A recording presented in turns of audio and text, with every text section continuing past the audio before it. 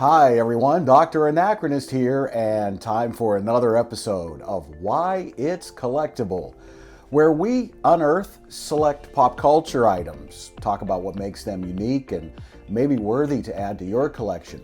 Today we're going to talk about the very first cassette singles.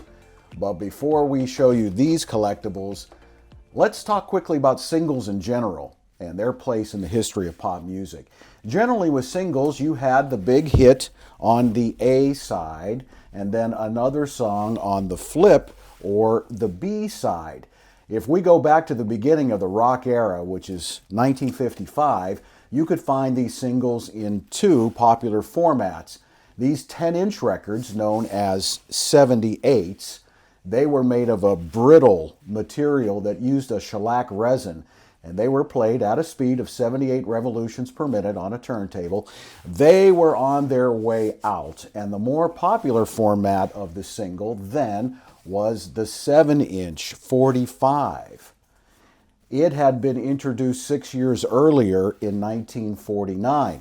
Like the 78, the 45 had one song on each side, but it was smaller and a less breakable format. These records were made of either vinyl or from polystyrene, which is a plastic, and sold around that time for about 65 cents. The music buying public loved the 45, and it was the go-to format of the single all the way through the 60s and 70s.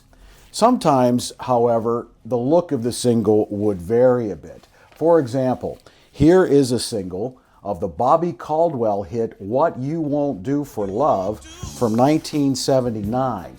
It was a heart-shaped single, and it was originally released as a promo item, but public demand for it led to 50,000 copies being pressed just in time for Valentine's Day of '79, with a retail price of $7.98, which was about the price of a full LP at that time.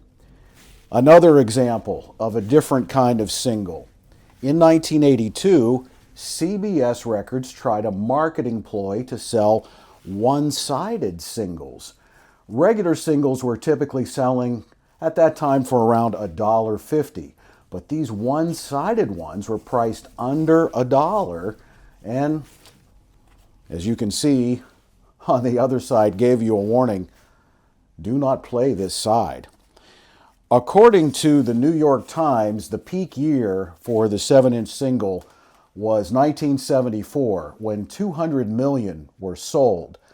But by the early 80s, the popularity of the 45 began to fade. Why?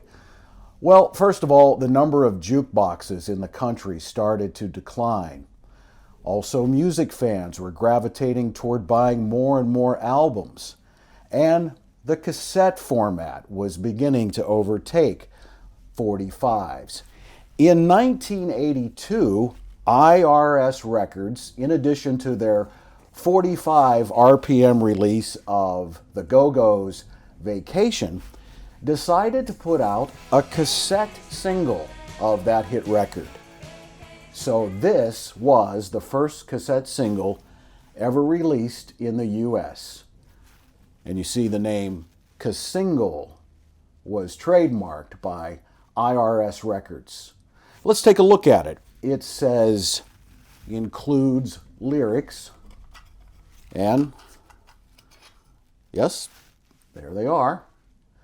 It has the B side, Beatnik Beach, on the flip side of the cassette, and it says the list price is $2.98, and that was a lot more than its record counterpart, here with a tag of $1.47. It was issued in a standard J case card.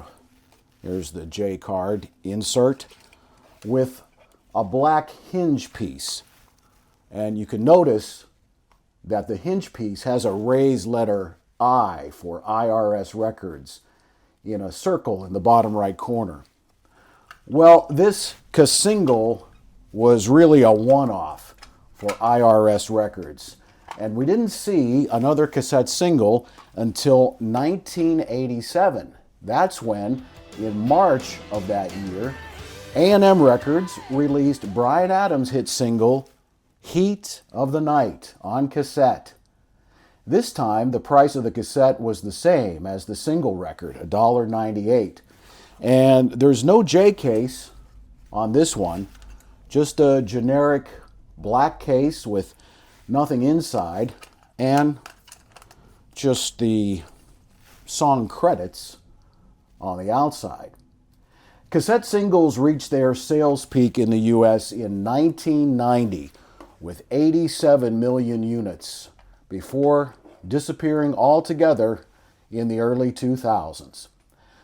As of the making of this video, I see the Go-Go's Vacation Cassingle going for around $10 or less. Very reasonable. And the Bryan Adams Heat of the Night cassette single also selling for a little under $10. And by the way, the Bobby Caldwell heart-shaped single, What You Won't Do for Love, seems to sell for around $60 these days on eBay and Discogs. Oh, and the Carl Perkins 78, in case you're wondering, of blue suede shoes and Honey Don't on the Sun label. You'll also find those for under $100. So there you are, a brief history of the single and a look at the very first cassette single, or two, and why it's collectible.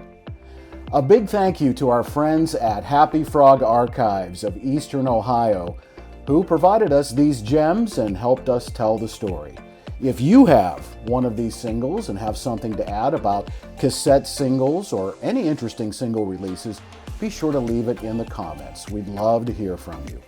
We are a brand new channel, so if you haven't subscribed already, please subscribe. Tell your friends about us. We'd appreciate it.